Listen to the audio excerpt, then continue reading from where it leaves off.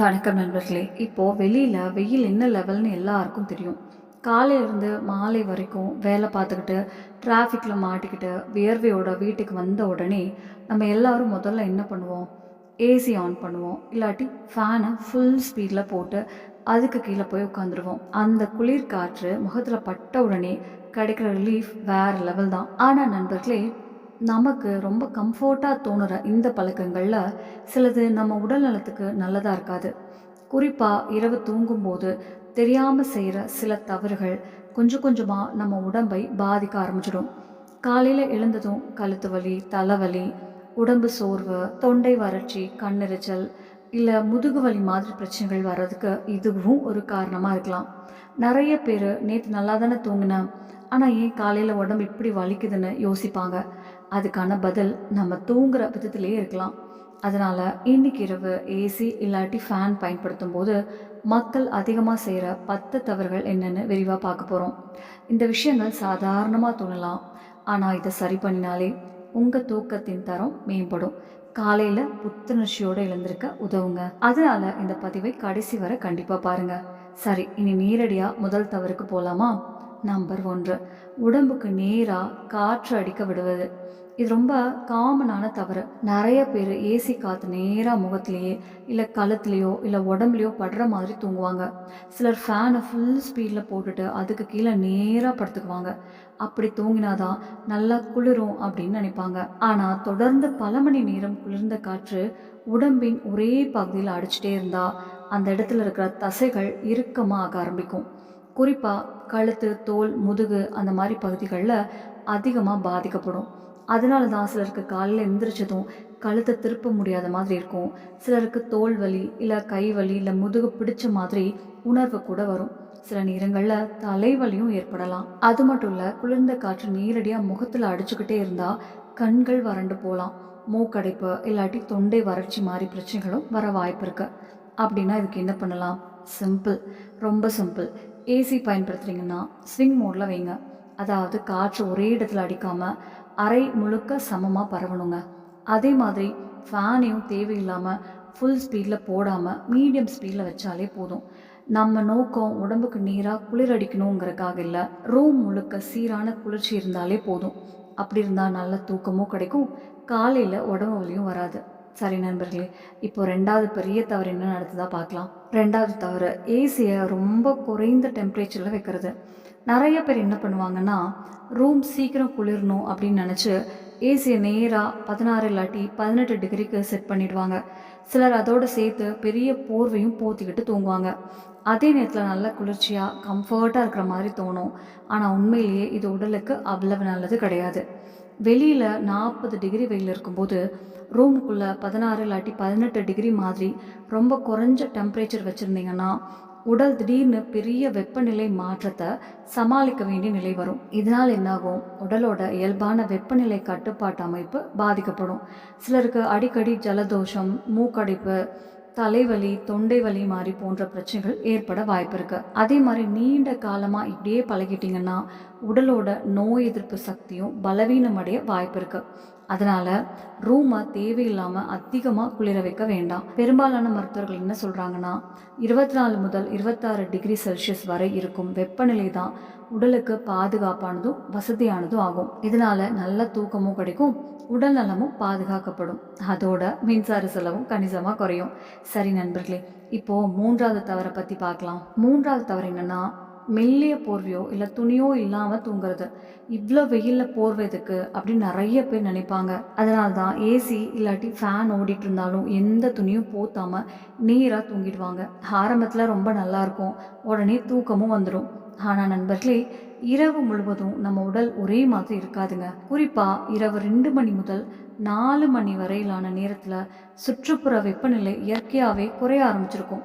அதே நேரத்தில் நம்ம ஆழ்ந்த தூக்கத்தில் இருக்கும்போது உடலோட வெப்பநிலையும் கொஞ்சம் குறையும். அந்த நேரத்தில் உடலுக்கு எந்த பாதுகாப்பும் இல்லாமல் நேரடியாக குளிர்ந்த காற்று பட்டுக்கிட்டே இருந்ததுன்னா என்னாகும்? தசைகள் இறுக்கமடைய ஆரம்பிக்கும். அதனால தான் கால் எந்திரிச்சுனே கை கால் வலி இல்லை பிடிப்பு மாதிரி ஏற்பட வாய்ப்பு இருக்குது. சிலருக்கு உடல் முழுவதுமே கனமாக இருக்கிற மாதிரியும் யாரோ அடித்து போட்டது மாதிரியும் தோன்றும். நல்லா தான் தூங்கினேன், ஆனால் ஏன் இவ்வளவு சோர்வாக இருக்குன்னு சிலர் ஆச்சரியப்படுவாங்க. அதற்கு காரணம் இந்த சின்ன தவறாக கூட இருக்கலாம். சரி, அடுத்த தவறுக்கு போகலாம். உடம்புல தண்ணீர் குறையிறத கவனிக்காமல் இருக்கிறது. காலையில் எந்திரிச்ச உடனே தொண்டை வறண்டு போயிருக்கும், கண்கள்லாம் எரிச்சலாக இருக்கும், முகத்தில் ஒரு விதமான வறட்சி இருக்கும். இப்படி உங்களுக்கு நடந்திருக்கா? அப்படின்னா அதுக்கு ஒரு காரணம் ஏசி ரூமில் ரொம்ப நேரம் இருப்பதாக இருக்கலாம். பொதுவாக ஏசி ஓடும்போது அறையில் இருக்கும் ஈரப்பதம் குறையும்.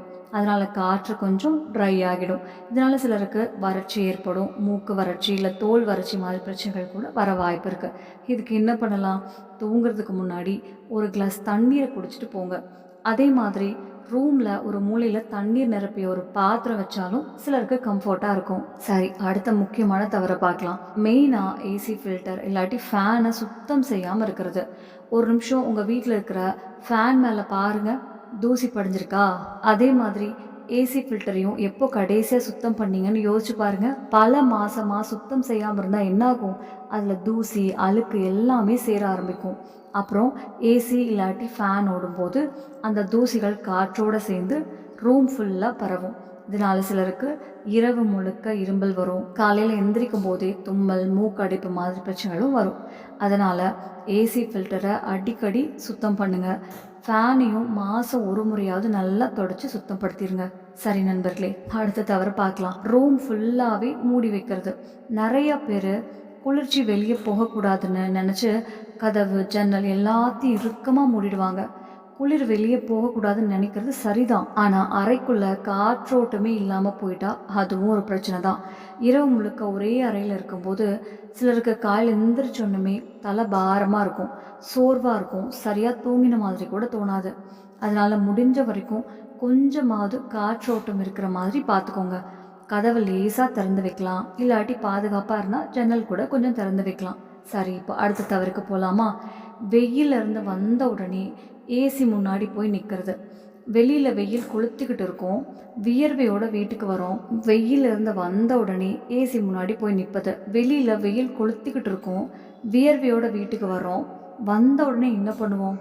நேராக ஏசி முன்னாடி போய் நின்றுடுவோம், இல்லாட்டி ஃபேனை ஃபுல் ஸ்பீடில் போட்டுருவோம்.